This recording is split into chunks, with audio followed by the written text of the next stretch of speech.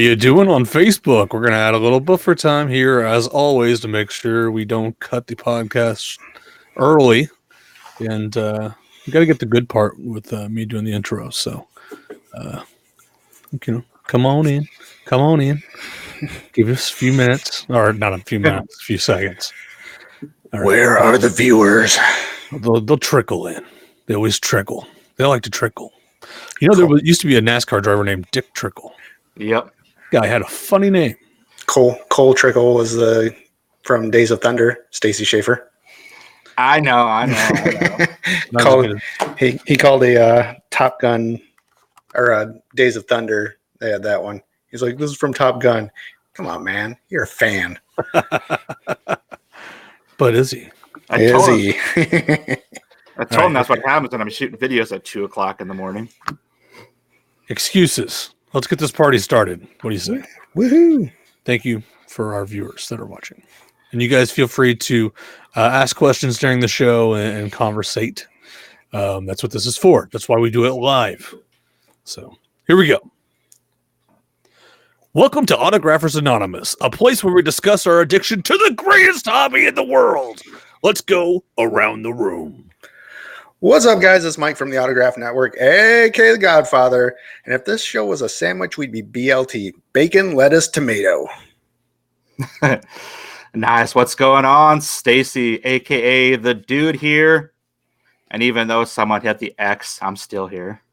Yeah, we'll explain that maybe post-show. My name is Zane Savage, and finally, the flannel has come back in season. Can't really see it much because I'm on the tiny screen, but I got the flannel on. Big fan of fall. Get to cover yourself up. All right, let's go ahead and get this thing started with new returns. Mikey. All right, let's see. We'll start. I got just a couple purchases this week. First one, I picked up discounted stamps, bunches of them. So got those off a guy on Facebook. Got them for a discounted price. So keep the TTM machine rolling. My other purchase was this guy, Mark Pavlich. I only need 2 players from the 1980 USA Olympic team. He is one of them. He hates signing. The other one, there's a big signing. Most of the team is there. I sent off my 4x6 to get that sign from the other guy I need. So after that, I would just need Mark Pavlich because the other guy, Bob Suter, passed away, so I can't get him. But other than that, I will be done with that project if I could ever get Pavlich to sign. Before I get into that, I did get a nice package from Mr. Zane Savage. Autographs. There. Autographers Anonymous swag. We got the cast sign photos. Everyone signed them. They're beautiful. He also included some awesome stuff for autographs for Akir. I won't go through everything, but cool Larry King signed milk advertisement. Back in the day, you tried to do all the milk ads, didn't you? Yeah, I did. It failed. Cool Russell Simmons. Nancy Kerrigan. This one I really like because most of us got Julia Ruth Stevens, who is Babe Ruth's daughter, but not many of us got Tom Stevens. So there's a nice dual sign, so that will go nicely. There's program signed by Brooks Robinson. This is for the Vinny Finskill golf tournament. 8x10, the Fleetwoods, signed by everyone. So thank you, Mr. Schaefer, or not Mr. Schaefer, Mr. Savage. Did send a couple books too. Highlights here. We don't live here anymore. This is signed by a bunch of people. Highlights are Mark Ruffalo and Laura Dern up there, right about my fingers. 2 bold ones. And then this one, I'm a big iJustine fan. She was huge on YouTube, but look at this autograph. This is that's not a scribble. That's the IJ autograph that you get. Wah wah. But very cool. Thank you, Zane, for sending that stuff No for problem. autographs for Akir. All right, new returns. I don't have a whole lot. Kind of a slow week for me. Let's get into it, though. I did get a pretty cool Apollo 11 return. Not an astronaut, though. This is John Wolfram. And if you can see Apollo 11, I don't know if you can see the inscription. First swimmer. He was one of the 4 Navy SEALs that swam out to the capsule once it splashed down. So he inscribed first swimmer on all of them. That's him there. So pretty cool return. On this photo, he is center man. Was that private address? No, I think that was on Star Tiger. Prepare to be flooded. Yeah, I know. We can go into that. I've stopped posting online right now because I'm just tired of whatever. But surprised she's still signing. UFC fighter Holly Holm. And say what you will, but I think this ranks right up there with the knockout of Mike Tyson as one of the biggest upsets. Nobody gave her a chance against Ronda Rousey, and she pummeled her. So there's a couple fight photos from that one. Celia Emery, she was one of the Naboo fighter pilots in Star Wars, signed nicely in like a gold paint pen. May the Force be with you, which is also awesome when they add that. Bravo 5. You might recognize her from that photo. I guess she's a pretty well-known actress in Britain, and she was just an extra, basically, in Star Wars. But there she is. They do that quite a bit. People are fans of the show, and they bring them in for bit roles. Sure. Rex Wellham, astronaut. There's the standard portrait. Try and get something in space. There he is in Spacewalk. Sign down there at the bottom. And the generic shuttle launch. John Hawk, Hock. He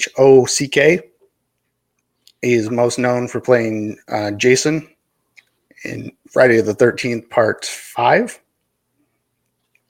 So he signed that one. The poster, nicely changed pens because of the dark photo with the Jason 5 inscription. Done some stunt work and extra work. I think that was Gettysburg. And then this is a cool shot from Backdraft getting blown out of the sky. Tony Delk, basketball player, played a long time at Kentucky. Cool, kind of like collage shot. There's your favorite blown up card. It's your Getty. Mr. Blown Up Card. There's another college shot. He had a pretty good NBA career. Comic book, I guess you can call him a legend. Joe Stanton, longtime DC. Here's a cool shot. That's him holding a print. And then here's the actual print. And then he actually took over for Dick Locker. He is now the main drawer for Dick Tracy. So I had him sign some Dick Tracy stuff. This is a return for us. You guys probably won't care about this. Sonia Bryson Kirksley. She's a retired military, but she is the lead national anthem singer for our Tampa Bay Lightning. So I wish Mr. Summers was on. But cool military return. Let's see, a couple more here. This one I think was out a while. Bruce Rutherman. He voiced what is it? Brown and blank.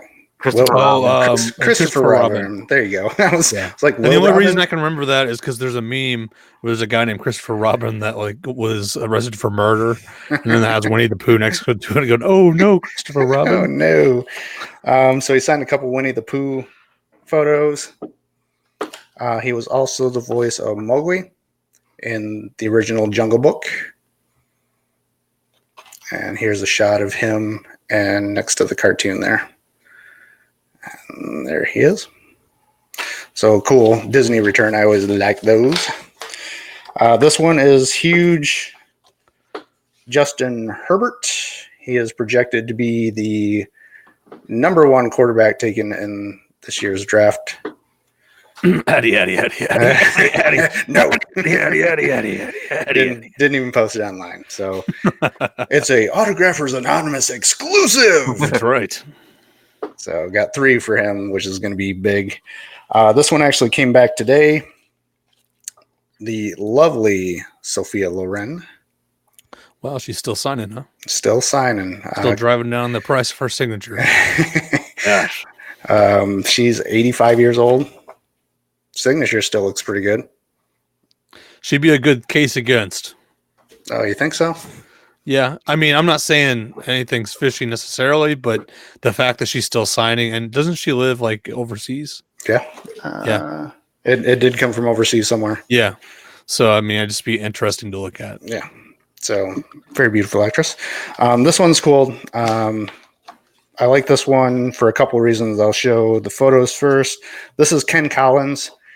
He is an A-12 and SR-71 test pilot. The SR-71 is the Blackbird.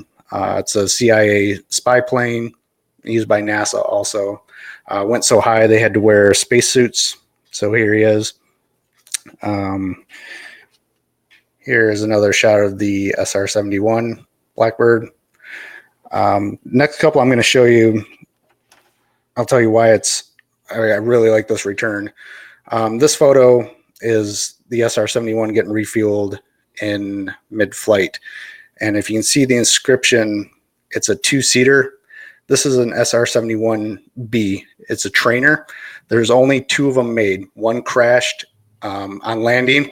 The other one is on my hat, is in Kalamazoo, Michigan at the Air Zoo. I've been so close I could reach up and touch it. It's very cool to see, but there's only 2 in the world. One crashed and this guy flew them. So pretty awesome. Money Mike said TTM failed a Beckett. Beckett failed a Loren. Oh, no one cares about Beckett. I'm just saying. Be interesting. Oh, I'll have to look into it. Real quick, last one here. This is Ken Collins. I love this photo because he signed it. God bless. Signed it down there. But can you see that inscription? Area 51. Yeah, Area 51. He put Area 51 inscription. How cool is that? It doesn't exist. It's secret. I thought that was pretty cool. So I think that's it. Okay. Well, I guess we'll move on then. So, Stacy, what you got? All righty, we'll get into this. We'll start with purchases first, then I'll get into the few TTMs I've gotten. I'll start off, got this on eBay. Jeanette McCurdy.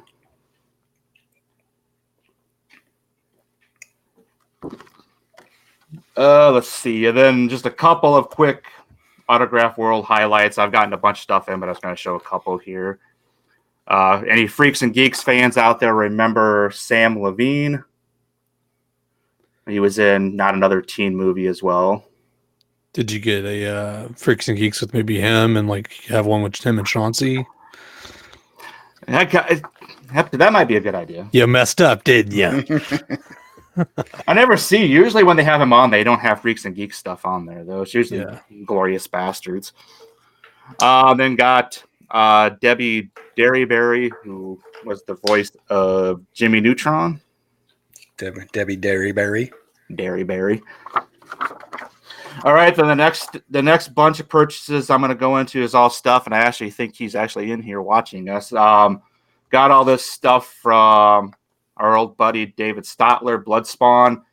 Give him a shout out for his channel. Has a group and a store page on Facebook for House of 1,000 collectibles.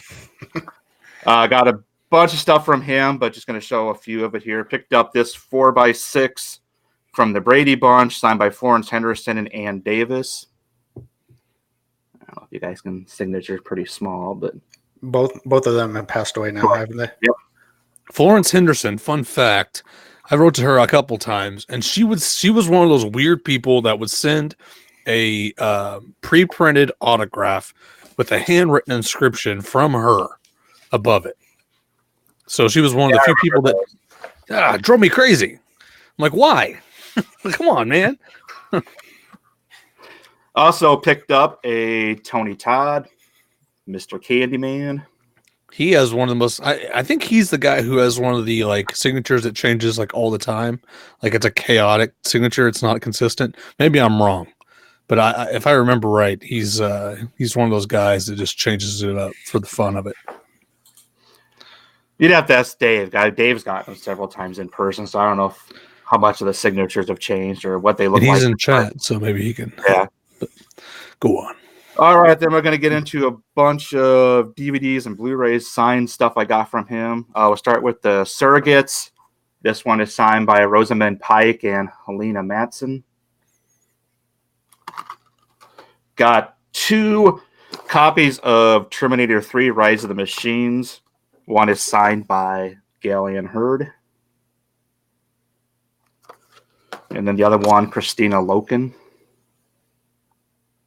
Those are on the actual cover, right? Not the copy. Yeah, the covers.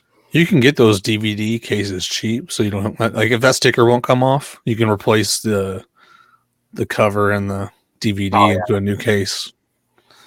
Then got this triple signed How High, and that's signed by Fred Willard, Tracy Walter, Jeffrey Jones.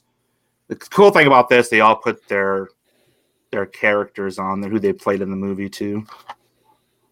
So there's that. Then got a Road to Perdition. This is signed by Syrian Hands and Daniel Craig. I'm guessing he got this when Craig was on Broadway back a few years ago. And then 3 Blu-rays here real quick. A copy of The Immortals. This one is triple signed as well. Isabel Lucas, John Hurt, and Mark Margolis. American History X, dual signed Ethan Suplee and Elliot Gould. Down there on the bottom.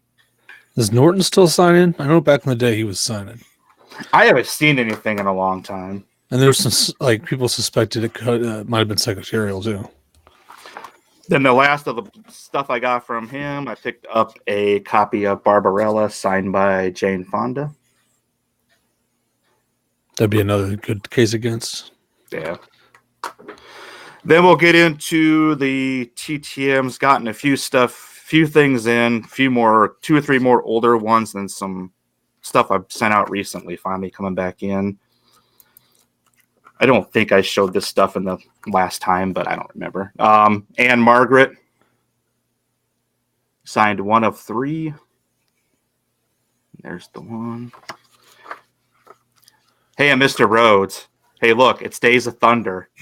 That's not Top Gun? No, are you sure? I'm sure.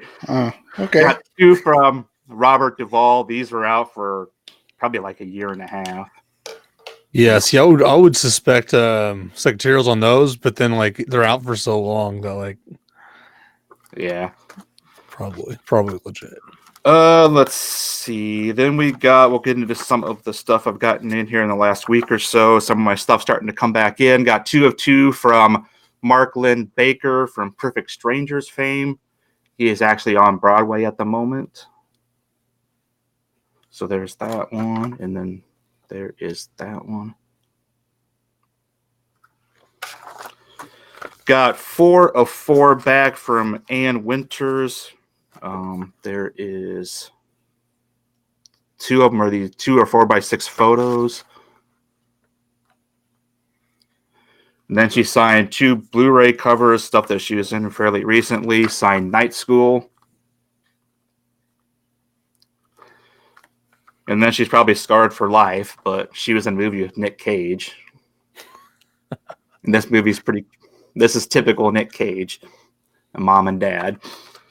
And let's see, got in a DVD cover as well from Adam Green, signed to Hatchet with Stacy, stay out of his swamp. So I'll probably try to send this off to Kane Hodder because he played Victor Crowley in this. And got some meat today. Old WWE superstar, is it Sean Stasiak? Sean Stasiak. AKA Meat. He's actually a chiropractor now in Texas.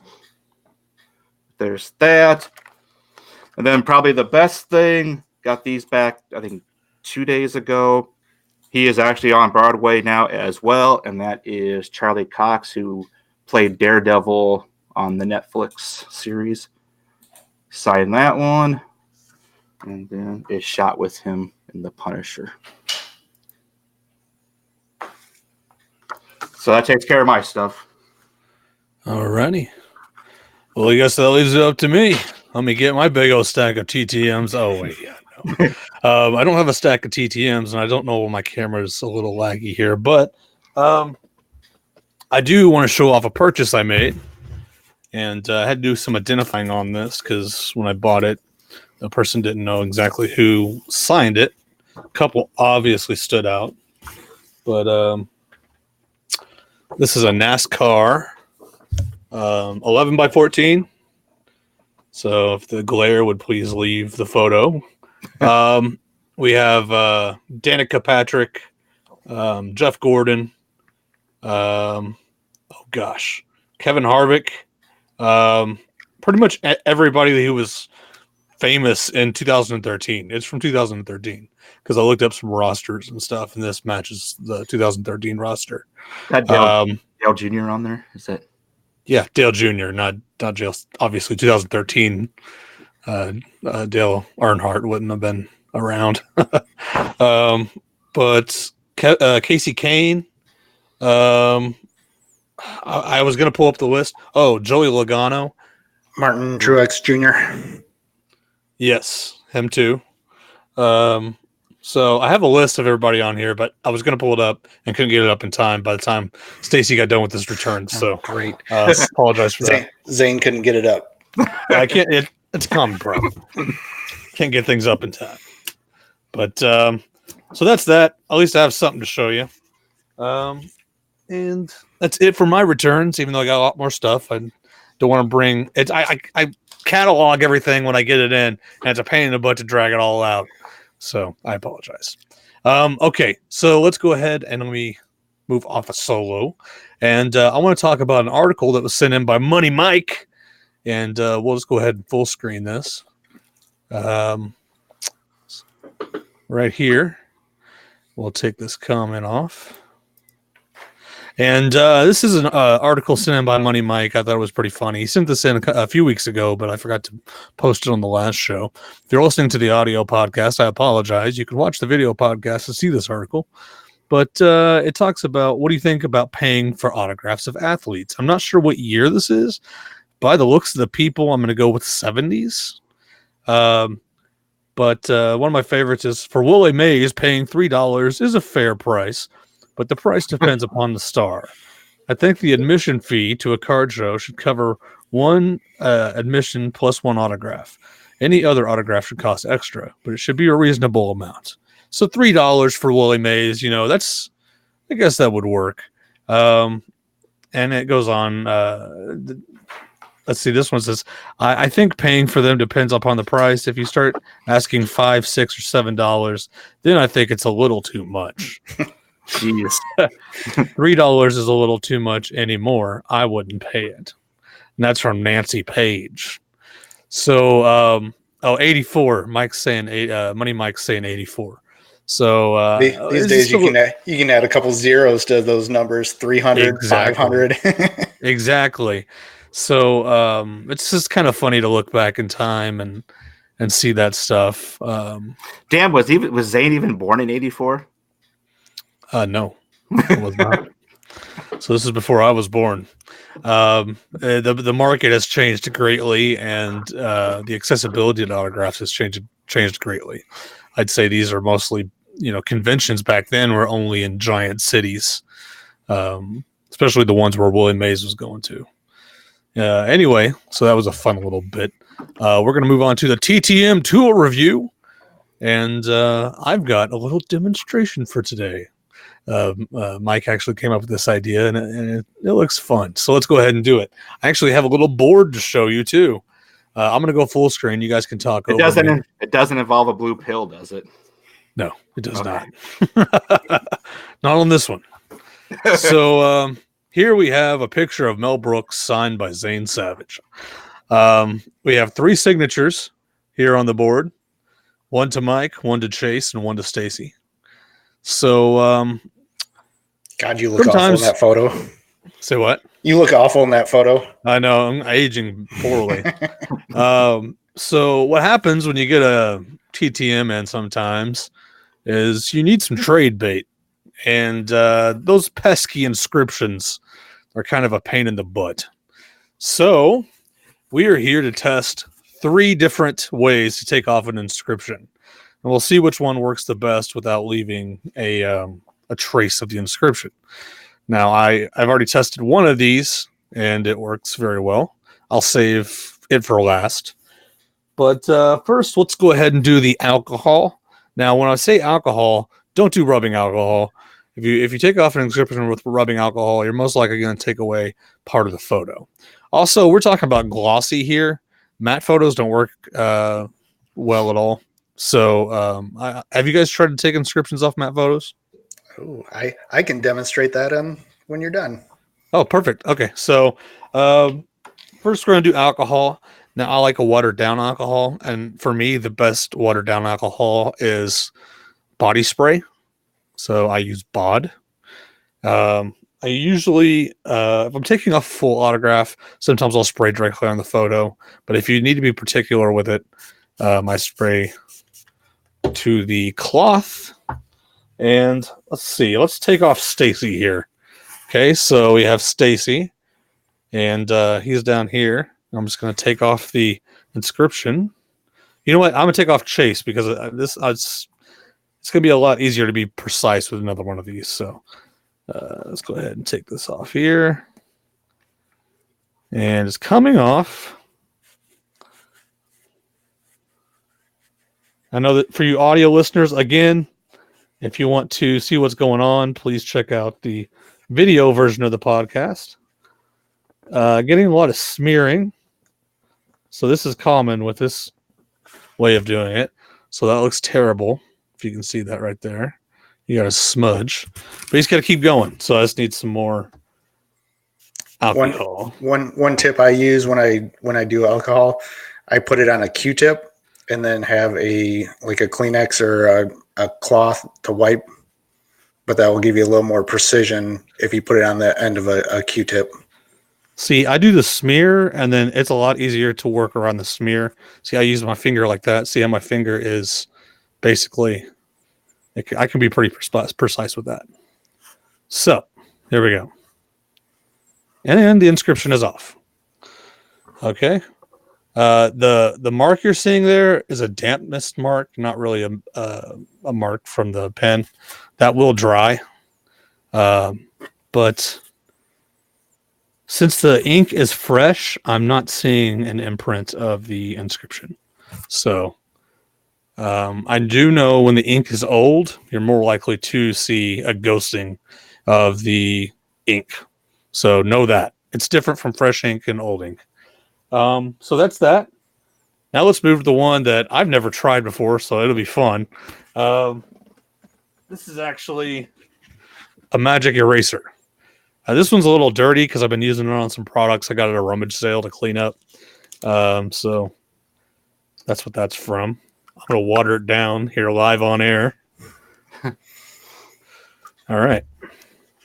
Got it watered down. And let's go ahead and take away the mic. Whoops. The mic inscription.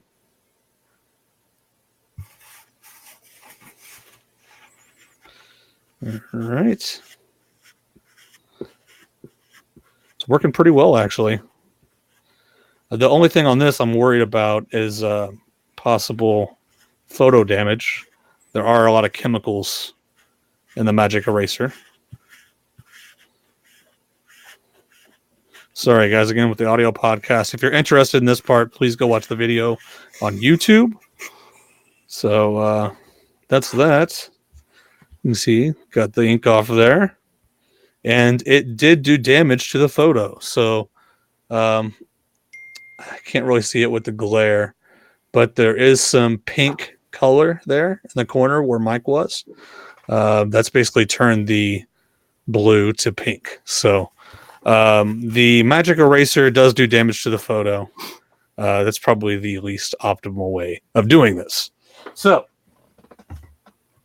now the one that everybody uses, and a lot of people, if you don't know about this, this will blow your mind.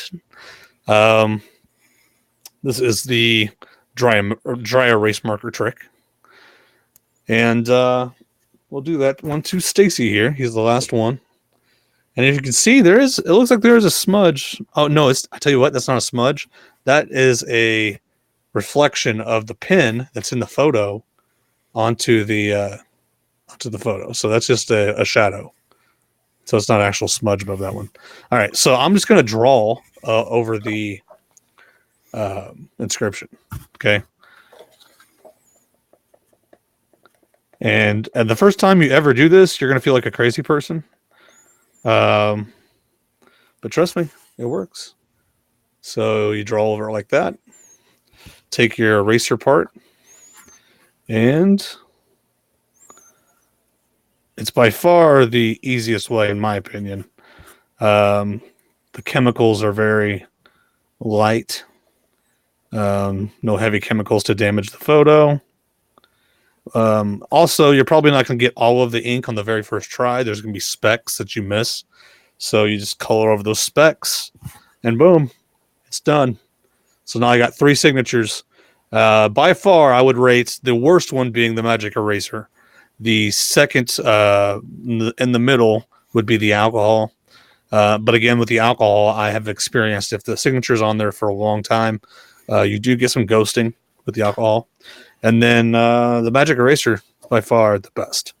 If you guys have any other alternatives to removing an inscription, let us know. Send us a fanatic feedback on our webpage, or you can also just leave a comment in the chat on our next show. So, Mike, you're talking about matte photos. This was a glossy photo. So, tell us about matte photos. Okay. My preference is the matte photo, just because I do believe you get less smearing when you get a return.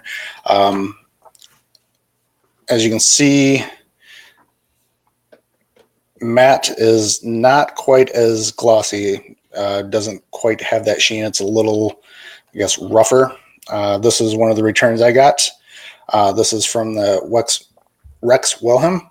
He sent me a note too, because he is currently working for the government. He couldn't not inscribe it. So since this is for autographs for a cure, I'm going to show you how to remove a inscription from a matte. Dave made a good comment, and I'll get to that in just a second. But I use the Casemates dry erase marker. This one has dual, has a fine point, and then on the other end has the chisel. And I like the chisel because what I do is I just, same thing. I just scrub. As you can see up top there. And then when I use a Kleenex, and when you wipe it off, wipe away from the signature. And like Zane said, I missed a couple little spots here, so just go back. That almost always happens. Yep, just touch it up. A couple little touch-up spots. Wipe away from the signature. And touchdown. Best wishes. Just like that. So check for ghosting real fast. Yep. We're good. No with the Sharpie, no impression. I can't see anything. Let's see. Yeah, I don't see anything either. I didn't have any ghosting on mine either. Nope. The only thing I think on ghosting, it's the length of time the ink's been on there. I think it's more likely to happen with that. And, also, if you have white behind the signature, that's it's a lot more likely. That's what Dave said in the comments. As you can see, the background on this is like a gray. If you have a white border, the ink will kind of dye some of the white, so just be careful. As you can see, we removed 2 inscriptions. They look great. It is not 100% though, so do not think, oh, I'll just remove the inscription. You can ruin photos very easily. I've had stuff that I've tried to remove that I should have easily come off, wiped it off, and then like I said, it will dye part of the photo. You'll have some ghosting. Also, depending on what pen they can use, you can see the indentation, of the inscription. So just be very careful. Don't do this if you're looking to resell something or trade something, and if you screw it up, you're going to be stuck with it. So just be careful. It works a lot of the times, but not 100%. Just have an alternative. What you're going to do with it if something does happen. For example, matte pieces are always an option if you just screw up an inscription. So an inscription removal. So that always is an option. Okay, so that's our TTM tool review for today. Sorry for audio listeners. If you want to see that in depth, again, go to YouTube. Let's move on to the topic for today. And our topic is autograph collecting an invasion of privacy? Dun, dun, dun. Now, this has to be all negative. No, I'm kidding. We're not doing what we did last week. So obviously, as collectors, we want to get our favorite celebrities, and we go to many different lengths to do that. And we've talked about ethics a lot on the show, but privacy is more of a hard line belief, I guess. Some people believe privacy is one way, and some people believe privacy is another thing. And that goes along with celebrities. Their celebrities are very private, and their celebrities are very open. But we want to kind of look at some of the ways that collecting could be an invasion of privacy to celebrities. And the first subtopic we're talking about is home addresses, where we actually have talked to a few celebrities on this topic on our old podcast. And I know Todd Stashwick specifically said that in no way would he ever want anybody sending anything to his home address. He finds that an invasion of privacy. I think he might even said invasion of privacy. So how do you guys feel about home addresses? Obviously, me and Mike and Stacey are avid users of the private address, which would be a home address. Even we all use Star Tiger and preach Star Tiger, but I would say that 80% of those are home addresses. It's a collection of people like us that submit these addresses.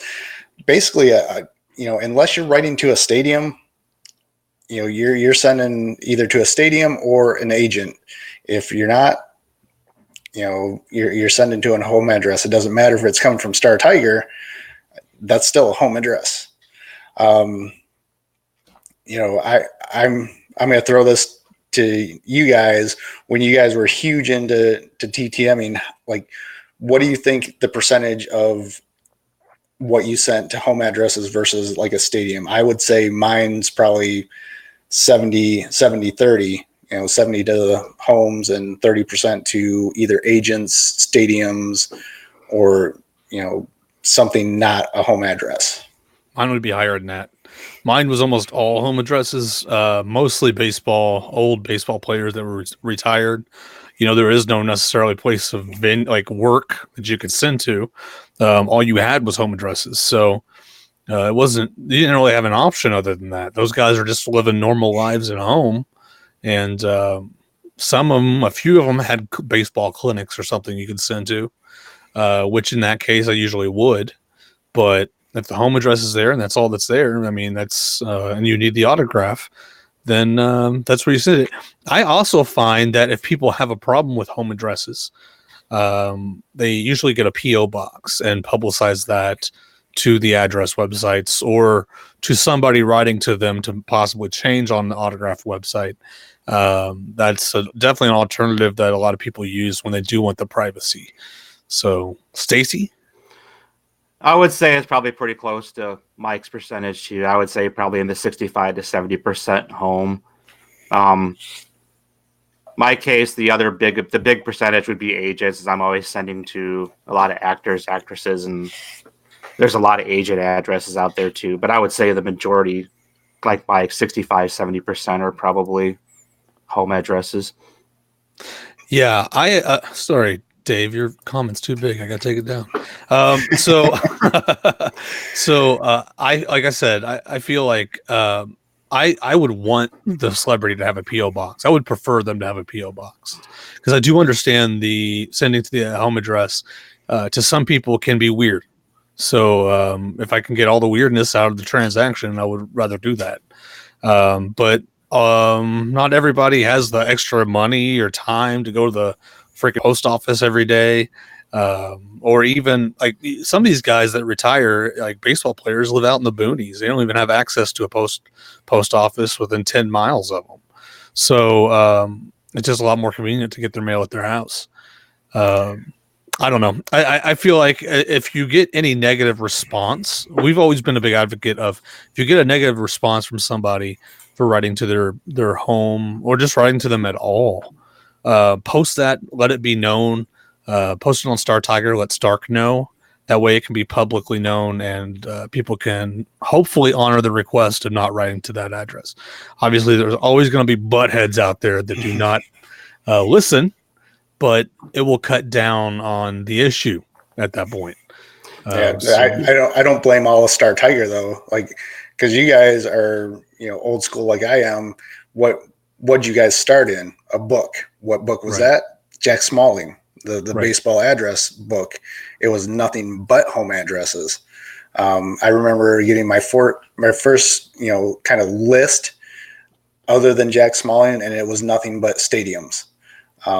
But Jack's book was nothing but, I mean, it looked like a phone book of baseball players, other than the phone number listed, but it was nothing but home addresses. So I don't blame Star Tiger. This has been around a long time. But one thing with, private addresses, when we say private, it's not posted on Star Tiger.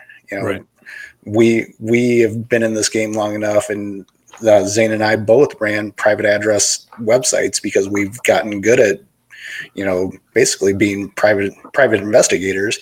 We can track these people down, but everything that we do is public information. So yes, with me, I've never had a real big issue with it as long as it's something that you're finding, like if you're looking on different stuff like white pages and there's other stuff, and if it's out there in the public, I've never felt guilty about trying to send to that address. I know I've sent to some stuff recently I know Zane had a list that I used, and in that case, I mean, it's probably a little more borderline using those, but I just look at it, the worst they're going to do is if the mail even gets to them, it's going to get thrown away, or if they don't want that out there, they're going to write you a note and tell you. Let's go a step farther now, because I know Stacy's done this with you did this with iJustine. You tracked down like a parent address. I've done that with quite a few.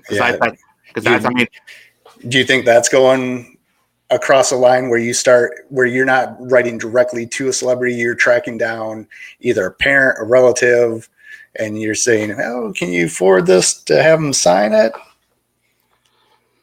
I mean, I've never asked them to forward anything. I just sent it because I always kind of knew that, like in that case with iJustine and her sisters, they all live out in California, but their family lives out on the East Coast, so they always come back for the holidays. So if I tried to get something, I just usually try to send it around the holiday season.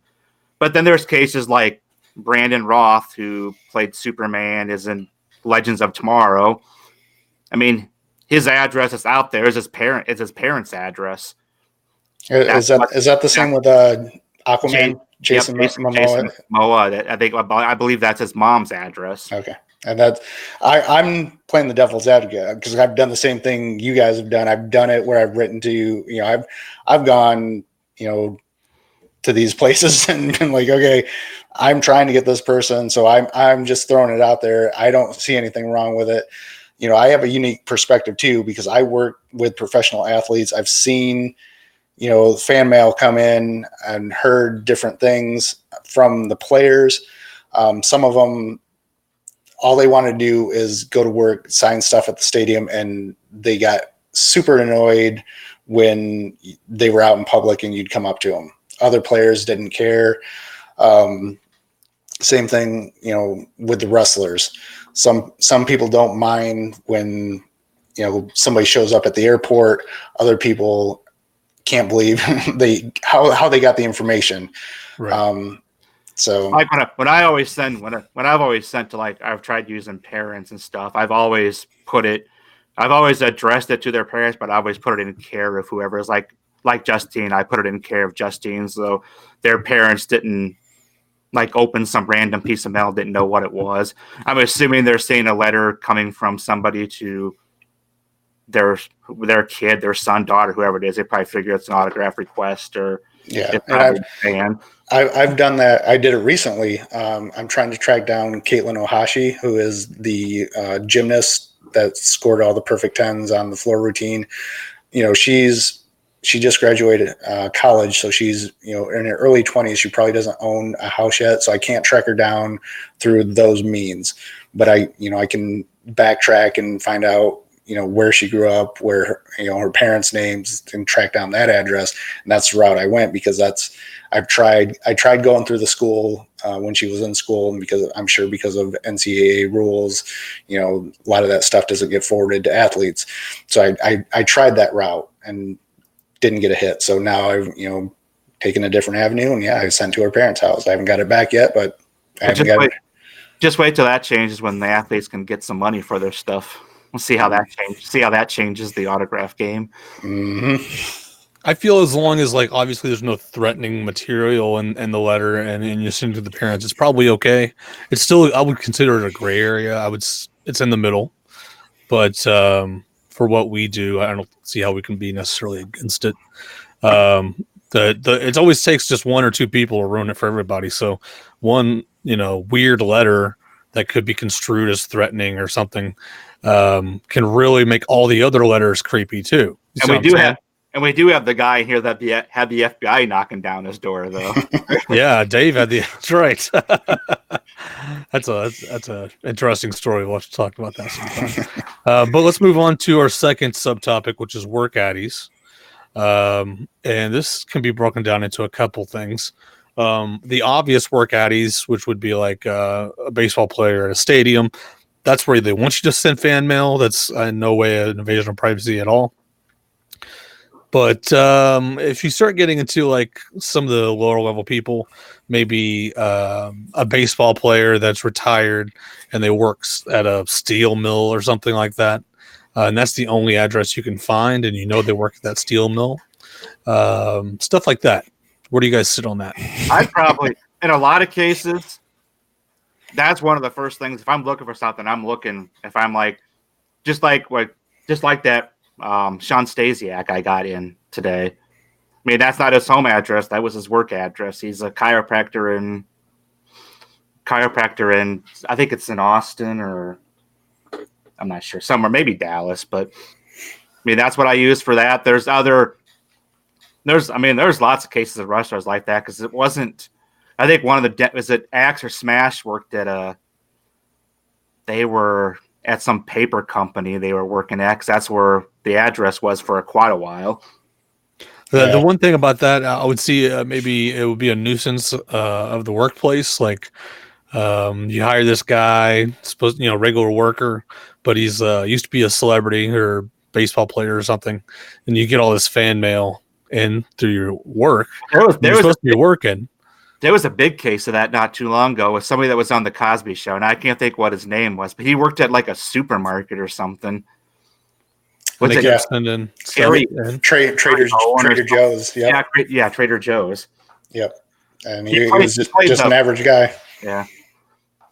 Yeah, a lot of the wrestlers, like I've tracked them down that way. A very small part of me feels bad because tracked down Rick Steiner. He's like a real estate agent. But how else are you going to get these guys? There's a current AEW star, Britt Baker, down here in Orlando. She's a dentist. There you go. It's very common knowledge. She plays that character. She goes by Dr. Britt Baker on AEW. I mean, the information's out there if you want to go that route. But you have to be okay with it too, because what we're talking about, kind of invading their privacy. Imagine, if you got mail at your work, how would you feel about it? Right, exactly. And I feel the more public, or the more the person you're writing to is in charge of the company, the more acceptable it is. So if they run like a baseball clinic with their name on it, then I think that's almost 100% fine. Yeah, Dave's got a good example here too. Like a lot of the UFC and MMA fighters, I mean, it's almost always their gyms. Right. If you find out where a big name fighter trains, that's where the requests are going. Right. But that one thing that we've kind of joked about, I've touched on a little bit, where I've kind of dialed back my posting online. It stems from one of these returns. It wasn't a huge name. It was the NWO Sting. I tracked him down. It was to a work address, but I didn't want it publicized because it's not the one, people on the Facebook forums thought they were funny and found, information. It wasn't where I sent it. And I didn't want him flooded because he works for, a pretty high end tech company. Right. And I just didn't want that information out there. So good day, Phil. Dave has a great one that I'll actually save for last. I'm going to make that an entire new point because that's a good one to talk about. But airports. Let's talk about airports. So this is IPing, something that we're really not versed in, and we're quite judgy. Oh, I just activated my Amazon Echo. Sorry. So IPing, or in-person autographing, is something we're not very versed in. But let's talk about airports and tracking down stuff. We have people who host on this podcast that do this. We have friends in the community that do it. It's a very common practice. We can add hotels in there, airports, hotels. So this involves research on where the person is going and what their plans are. There's groups where you can find that information. And we're harsh on it because we're TTMers and we don't do it. Therefore, we don't understand the ins and outs of IPing. But where do you guys stand on the tricky subject of airports and hotels? My biggest complaint with the IPers, and I won't call them the word I used the one time and got scolded by one of the IPers, but the way they, I got to use it. The way they hound these people, and just push and push and push, and then just shove, just multiple things in their face. And you're talking about these guys could be on a red-eye flight, and at 6 o'clock in the morning, they're getting off a flight after doing a show or whatever, and they step off a plane, and here's the guy, sign these, and he has 50 photos. I don't think you see a lot of fans at the airports. And I'm not going to knock dealers because a lot of those people that they're getting, are not going to sign TTM. So right. Good for you it's a hustle. The information it's hard work. It is like to fly wherever the celebrities are going to be or travel. Then you have to do all the research to figure out where they're going to be. You have to have all the materials ready for whoever you're going to see. Like, it's not an easy job. A lot of people think autograph hounding is easy, or IPing. Sorry. And yeah, not It's not all, easy, but so I can see their framework of if I'm working this hard, I'm going to get as much out of it as I can. But we're coming at it from a privacy standpoint, which I think goes into the gray area and may even go on the other side of the gray area. And until I can discuss fully with an IPer, probably not on the show, some of the ins and outs of that, which again, I found IPers to be quite secretive about this stuff. So it's hard to have a full discussion and figure out where they're coming from and some of the stuff from the other side. Again, we're talking about people that do the airports and do the hotels. So Stacy, you want to talk about that a little bit? I'm kind of the same thing with Mike on this. It's the quantity they're doing when they're trying to throw 50 photos or 50 items, and their only purpose is trying to make money off of it. I mean, I'm gonna say they're like I think Mike was gonna say, not everybody that does this is a dealer. Not everybody that does this is doing it try to make a quick buck. I mean, I've got a couple of friends that hit up airports and hit up hotels and stuff, and they're doing it to build their personal collection. They're not out there throwing 15 items in front of a person. They got one or two specific items they're trying to get signed to finish off a piece, or yeah, and they're not all pushy. I don't want to group all the IPers with the select autograph hounds that are out there that give them a bad name. I did see a post from Dwayne Wade. It was pretty funny. He signed for, it was like a 6 a.m. flight. He just got off. He signed for 2 guys, and there was a third one that didn't get him. And the guy's standing at the car, and he's just like, "Oh, come on, man, I'll pay you." And Dwayne Wade's like, "Yeah, you'll pay me so you can go make money off my name." He's like, it was funny, but I think there's a certain point, like, that you got to give these people a little space. Right. I personally can't rip it because I buy a lot of stuff off all the autograph world all the time, and that's how. It drives down the price. It drives down the price of autographs for collectors. He does a lot of good things for the hobby.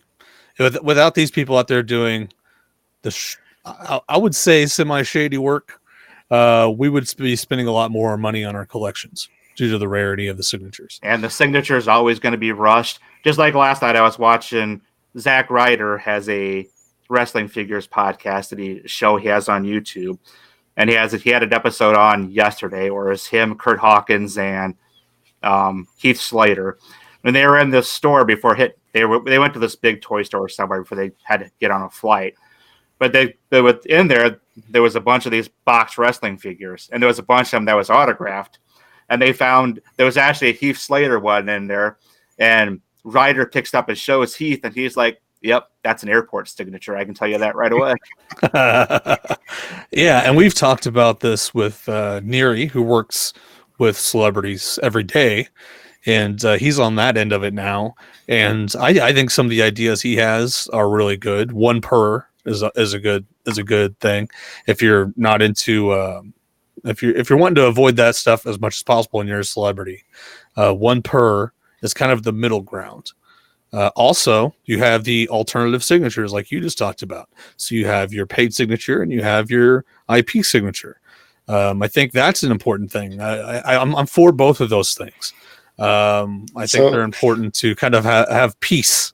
So with me, the other big thing, like Mike was saying with the Dwayne Wade thing, is that's the other thing that annoys me the most probably is when an athlete or a celebrity won't sign for somebody, then that person goes on social media and whines and cries and calls them out and ats them. And yeah, so that's just. Let me ask you this: since you brought up Neary and cons, and I know Dave is in chat and he does a lot of cons.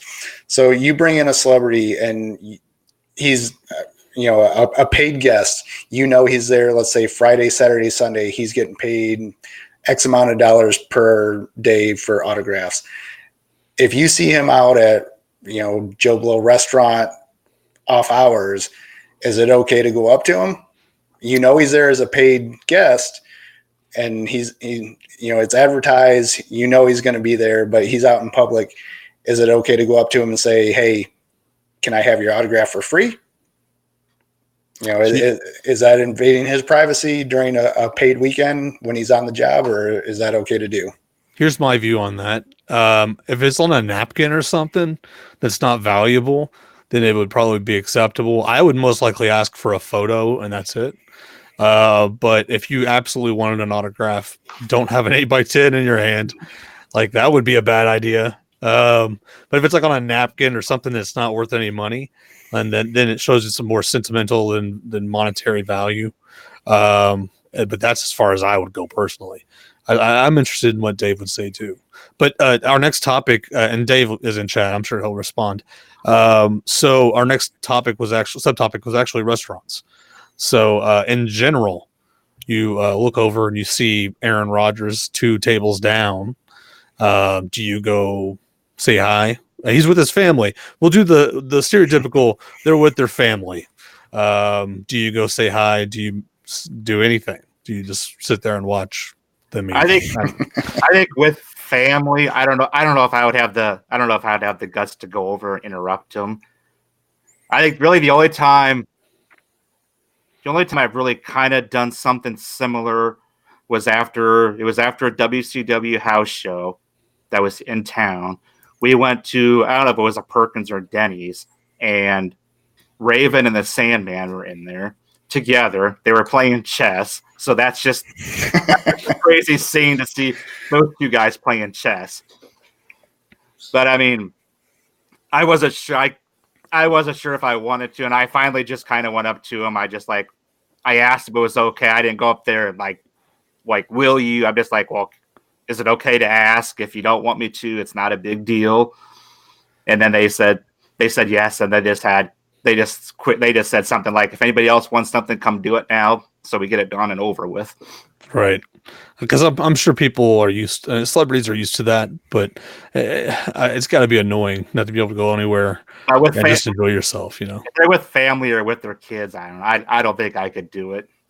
So Dave says basically if you try to get a celebrity's autograph outside of the paid area, then you'll be removed from the Comic-Con area / hotel. So that's a pretty strict rule, I guess, when it comes to cons. So just have to wait at the airport when they're leaving, I guess.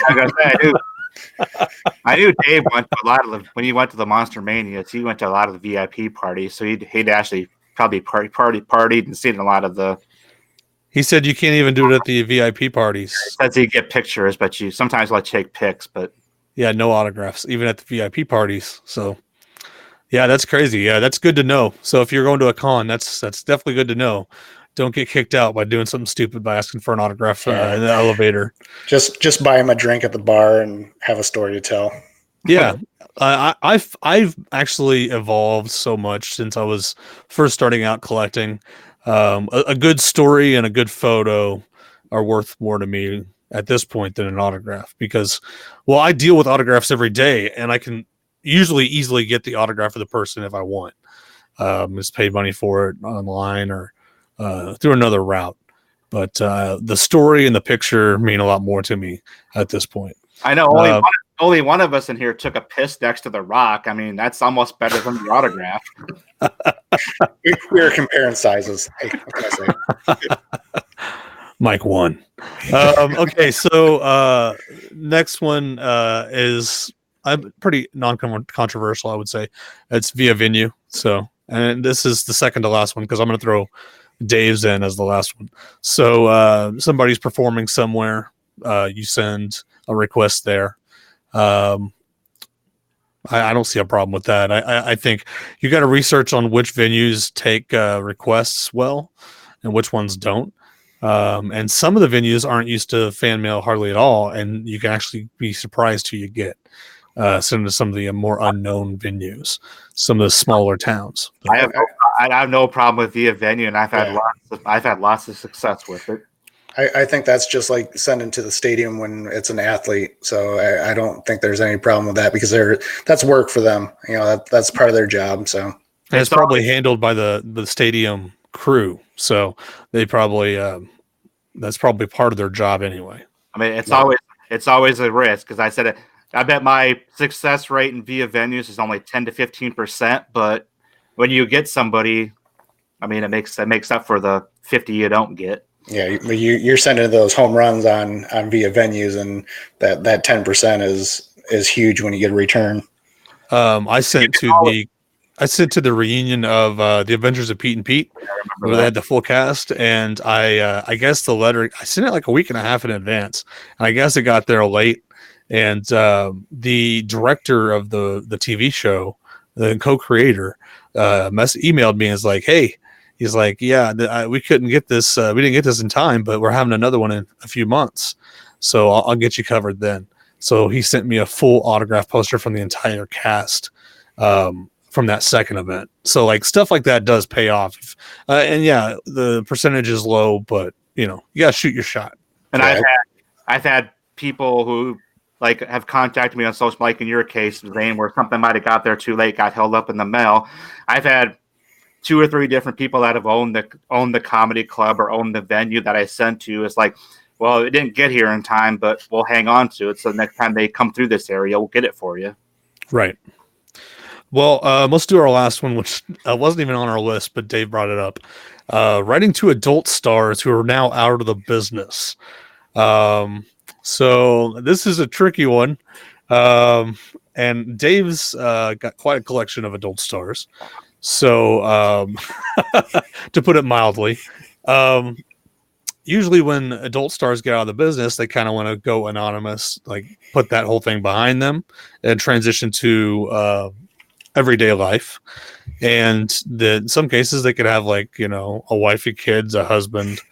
And if you're sending stuff to them and it's got explicit things in the package and the husband opens it up, I don't know, there's a lot of stuff that can go wrong in that situation. If somebody's super famous for being an adult star, that's probably one thing, but if somebody was like around for a couple years, then faded out, and now you're finding their address under their new name or their previous name that wasn't known, I would put that past the gray area, but that's just because I would be uncomfortable doing it. What do you guys think? I think the biggest thing with that is before you send, do some research, find out if it's somebody that's not in the industry, or if if it's a Playboy playmate from years gone by. Do some research. Find out if that's something that they're still happy that they did that stuff, or if it's something like Zane said, it's something that they're trying to completely forget about. And if you do enough research, and yes, I mean, most of those if they're not on Twitter, they probably don't want to be found. That's a good thing to go by.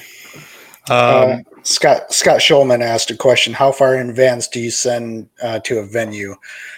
For me, it depends on if you're sending to a show that starts on a certain time and runs, has a run time, or it's a one-time show, concert. I got Jimmy Buffett one time, sending to one of his concert venues. I think if it's a one-time show, I think you get it there usually about 3-4 days in advance, because like Zane said, some of these places don't deal with fan mail at all. So it goes to the office. They're like, I don't know what to do with this. And it either gets thrown away or shuffled somewhere. Usually a couple days before the show starts, then the production people come in. If you can get it in the hands, at least of somebody associated with the artist you're trying to get to, you have a better chance, and they usually come in a couple days ahead of the show. But if it's, a Broadway show, just look at the run times and you can send it, right when the show starts, or, a lot of times all the way up until the end. Most of them have been pretty good about forwarding mail. I would say a little trick on that. Oh, sorry. Go ahead, Stacey. I was just going to say, like Mike was saying, like with concerts and comedy, like comedy clubs and concert venues, I usually always try to have it out. Try to send my request out 7 days ahead of time, not including weekends. So if that weekend fell in there, I would probably throw a couple extra days in there. But I mean, that's not. I've been pushing that back probably closer to 8 or 9 days. I mean, I've sent stuff. I'm in Iowa. I've sent stuff for like 7 days in advance to New York, California, and it doesn't get there in time. Right. and that's what I was about to say. So you run into the problem of you get it there too early, the mail probably gets lost before the performer gets there to perform. You get it there too late, obviously they're not going to sign. So a solution to that, if you're decently confident on the venue that forwards mail, you can actually use priority, which I know it seems crazy, but it's just a few bucks more. And on the way back, you can use your stamps or whatever. But if you use priority going there, it's guaranteed within 3 days. So you know exactly when that package is going to get there. And if you're worried, go ahead. And if you're worried about like the venue itself being the price difference, there was a bit of a price dip, but you're going from using like $1.10 to priority is probably $5-6. Yeah, for a photo. You could always contact the venue itself and ask them if they forward mail. Yeah. But so that's just a few bucks difference. You can still use the stamps for return postage, so you're not out there. So if you're really worried about that time difference, like if you can get it there like 2 to 3 days beforehand using priority, so shipping maybe 6 days before the event with priority, that's probably your best bet to get it signed. Okay, we need to move this train along, folks. We got a Fanatic feedback question. And we actually got this a couple weeks ago, but we missed it because it came in through Facebook. So he says, this question is for the hardcore collectors like Mike and Troy. And Stacy, if he would show up for the love of God. Do you ever get annoyed? I tried to tonight, but I don't know. Somebody was trying to ban me. Yeah, we'll talk about that after the show. So do you ever get annoyed of the autograph addiction? To explain what I mean, when I'm on the road or watching a show, it feels like every minute or two a person runs across the screen or street or whatever who might be a good target for TTMing. I wrote these names down and do research on them later. Sometimes it's really annoying that I can't just simply enjoy Netflix or visit a different town with my wife, talk to my colleagues at work or whatever, as I always have that TTM bug in my ear saying, dang, what about him? What about her? Or does it annoy you that you have the to say that you have something to say, so pressure to come, you have the pressure to come home so quickly. Okay. Does it annoy you that you have the pressure to come home so quickly to check the mailbox? And then get disappointed as hell that there's nothing there after all the excitement. Wouldn't life be easier without the TTM bug in your ear or on your neck? Somehow, I believe it would. Thanks for all the work, and I enjoy the podcast a lot. Cheers from Germany, and bye-bye. This is from Andre. It said at least now you can check informed delivery first thing in the morning and then get depression. Okay, nothing to go back to sleep. Yeah, there you go. So informed delivery fixes that, right? Does fix that. I don't get annoyed with it. It's become part of my life. I have a little black book that I always have in my bag or close to me, but I do that all the time. I'll be looking. I go to Yahoo and see what's happening in the world. And I'll see a news story. I'm like, oh, let me check Star Tiger. And then the whole process starts. Okay, I can put them on the list. Yeah, I can check them off. Or they don't have an address on Star Tiger. And then the other fun starts. It's like, well, I want to see if I can track this person down. So I start researching. So for me, that's half the fun. I can collect all day and just get stuff in, but I love doing the research. When I see somebody, on a show, I'm like, we have our shows that we watch. I'm like, oh, let me just see, I'll pull it up on my phone and be like, oh, yeah, they sign. I'll make a mental note, or if I've got my book, I'll write it down. So it's not annoying to me. It's like, oh, yeah, it's just part of the game. And it's who you are. Yeah, it's become so much part of my life that I don't even think about it, because, you can have addictions. I don't smoke. I barely drink anymore. I don't go out. I'm 40 plus years old with a kid, and so I'm not going to the bars. This is what I do. This is my main release. So I don't find it annoying. If I did, then I'd probably be like, this isn't fun anymore. So I'd stop. But I enjoy that part where I'm like, oh, let me see if I can get them, because it's cool to be, I get something in and show my wife. I'm like, oh, look who I got. And we just saw them on TV, and she's like, oh, that's cool. So that's fun for me. Stacy? I would say I'm about the same way as You're Mike, always too. the same way. I know. Everything, every one of your responses is, I agree. It's been that way tonight. But it's like the same thing. If I'm watching TV, I'm watching something, reading something online, if there's something or somebody that interests me, I'm putting a note in my phone. If I don't have if I'm at home, I'll just usually I've got a notepad that I'll write stuff down in if something comes up or I'm thinking of somebody. But if I'm at work and messing around on social media and see something, then I'm just either screenshotting or just putting a note in my phone. So I will say about the informed delivery before that came along, that there was some big disappointment. You'd come home on a Monday and be like, I'm going to have a giant mail day. What up, Troy? Giant mail day. And then you come home and it's like nothing. That was depressing because you come off a Sunday where you don't have mail and then there's nothing on a Monday. That sucks. But I like informed delivery. I just want to give a holler out to Reindeer Studios, who is in chat. We gave him a shout out on the last show. He's the guy who does sketches and sends them off to people to get signed. Great YouTube channel. We'll plug him again. Reindeer Studios on YouTube. Go check it out. And we'll be plugging him soon too, because he might have a little surprise coming for me. I'm just saying. Well, let's go ahead and move on to our sponsor, and we have an ad read from our own Godfather. Oh, this is just.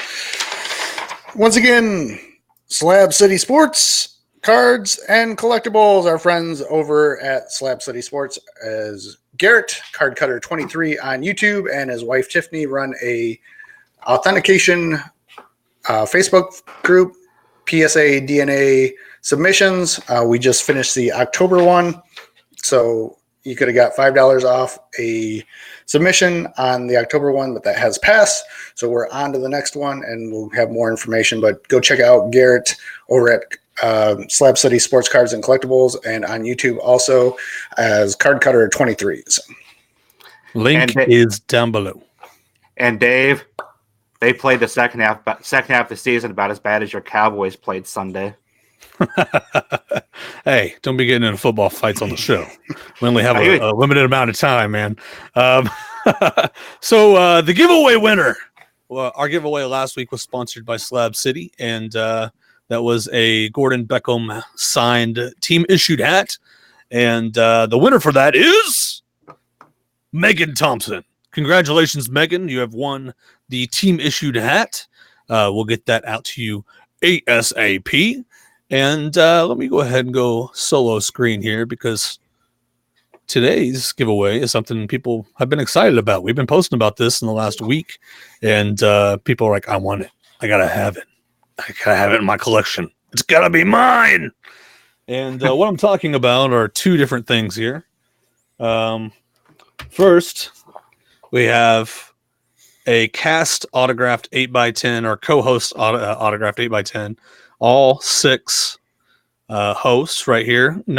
We have more than 6 hosts, but we can only afford to have so many people drawn in our photo, people. So, but we got 6 of the hosts here, all signed under the animated photo, our little photo there. So this is an 8x10, hand signed by everybody. Then we also have this, which is a full set. Let me go ahead and open it up, of Topps trading cards signed by the Autographers Anonymous gang. So you have Zane Savage, you have Troy Rudder, you have Chasen Inc., you have Andy Summers, you have The Godfather, and you have I forget this guy's name. Oh yeah, Stacy Schaefer. So that's a full set of the hosts, and one of these is up for grabs. So the way we're going to do this is whoever wins this giveaway gets to pick what they want, the 8x10 or the signed Topps card set. So whoever wins gets that choice. So the question for today is, what autograph did you accidentally ruin? So what autograph did you accidentally ruin? For us collectors that have been collecting for years, I guarantee that there are instances where you accidentally ruin an autograph, either removing an inscription, like we talked about earlier, or just putting it somewhere where it gets bent or torn. There's a lot of ways to ruin autographs. So go to our website, autographersanonymous.com, autographersanonymous.com, graphersaa.com takes you to the same place, shorter, and click the giveaway button, fill out the information, answer the question, and you're entered to win a signed item from us. And again, you can pick the 8x10 or the card set. So that's the giveaway for this week. Go enter, enjoy. Good luck. And we're going to move on to the case against nominations. So we try to do the case against as much as possible. It's one of you guys' favorite segments. And so we're trying to do it every other show. And this week we got 6 nominees. We're going to whittle it down to 2 nominees during this show. And you guys will vote on who gets the case against them on the next show. So our nominees for this week are, sorry about my hair, by the way. I don't know what the heck it's doing. I got like a mohawk going on or something. The nominations for this week are Hank Williams Jr. Some of these were submitted, by the way, in our Facebook group. We asked for some nominations, so thank you for sending your nominations. Hank Williams Jr., Brett Favre, Colin Powell, Christopher Plummer, Henry Winkler, or Jimmy Carter. Pretty solid group there, I think. It's going to be hard to whittle it down. So, our question at the beginning of this every time. Who can we throw out first? Christopher Plummer. Plummer. Why do you guys always want to throw out Plummer? I'm pretty sure he's secretarial. He's not relevant. What has he been in lately? He was in Up. He was the bad guy in Up. That came out like 10 years ago. No love for Christopher Plummer. Okay, well. I can narrow it down to the 3 that I would, at least the 3 that I'm trying to decide from. Don't do that yet, Stacy. Hold on to it for a second. I'll mark off Plummer since you guys said it in unison. So that leaves us with Hank Jr., Brett Favre, Colin Powell, Henry Winkler, and Jimmy Carter. Favre is not signing anymore, correct? I think that window is closed. So do you want to mark him off? Yeah. Yeah. So bye-bye, Favre. You stop signing so you don't get a case against you. So Hank Jr., Colin Powell, Henry Winkler, Jimmy Carter. Colin Powell's name is Colin. He would probably be the next person I would knock off. What you guys think? Can you think of any positives of doing Colin Powell? Excuse me, that does not sound right. Of the case against Colin Powell. Can we cleanse the colon? Cleanse it? You guys for knocking off Colin? I'm good with it. Dave was like, Plummer was the only one I cared about. Yeah, I'm interested in Plummer too, man. You got to get these other guys on board. I'm just happy my Winkler's still here. Well, he's one of the 2 that I want. So yeah, so Hank Jr., Henry Winkler, and Jimmy Carter. Jimmy Carter, I don't know. I mean, my 2 would be Carter and Winkler, but I'm okay if Williams is in there too because I like Hank. A lot of.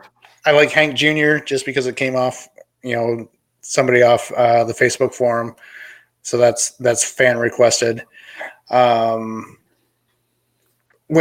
do. I think Winklers do too. The only reason I brought up Jimmy Carter again, I saw somebody post something back from him, and he took a nasty fall, and I think he's sending out auto pens right now. Really? Yeah, they sent back. It was him and his wife, and it was a full on Jimmy Carter. So I think it's auto pen right now. But like I said, his health, he took a bad fall. So I think we can get rid of Carter for now, and we'll see if he starts signing because I have a request out to him. So yeah, I think we're definitely going to end up getting to Carter, but I think Hank Jr. and Winkler are stronger candidates at this point. That's a good combo. I think Winkler would blow the doors off, if we did him. But I'm just being biased. Sorry. So we have Hank Jr. and Henry Winkler. Those are the ones we have nominated for this week. You can go on Facebook, you can go on Twitter, or you can go on our website, autographersanonymous.com, and vote on who you want to see in the case against. That poll, all those polls will run for 1 week. And after 1 week, we will select a winner, and we'll do our research for the next week and present the case against either Hank Williams Jr. or the case against Henry Winkler. So that's it for the case against nominations, and we'll see who comes out on top. Guys, that's the end of the show. Don't forget to go check out our Fanatic feedback, also on our website. Everything's on our website, guys. Just click Fanatic feedback, and you can ask the show a question, and we'll answer it on the podcast. And it's promotion time. So let's start with Stacy. All right, just hit up Instagram. You can follow all my collecting stuff. That's Collecting with the Dude on there, or just my autograph related stuff is at That Autograph Dude. Also, the show's Instagram is Autographers Anonymous, and I want to try getting some more of you guys to start sending some stuff in for us to post on there. I know Mike has done a couple of things on there now. If you guys get something in and you guys want us to show it off, promote it, or promote something you're doing, drop a DM, and I will get the stuff posted on there so we can get some more content on there. Sounds good. Mikey? Check out Graphers AA, Autographers Anonymous for everyone's links. Go check out Fabric Fobs. That's not in focus, man. You got to advertise well. Come on. There you go. No, I'm kidding. There we go. It's Pam Anderson. Yep. That's nice. Check out Zane's stuff, Etsy and eBay. He always promotes us on the website, but do you have a link for your stuff on the site? I don't. No. I don't know. Having my store link feels a little weird on there. So go check him out. Bargain History. Yep. And Etsy, eBay. Okay. Perfect. Thank you for the promotion. Well, I will also be selfless here and promote Identify Your Autographs on Facebook. We have some people that are actually watching from that group. I try to post the podcast live on there so they can see what we're all about.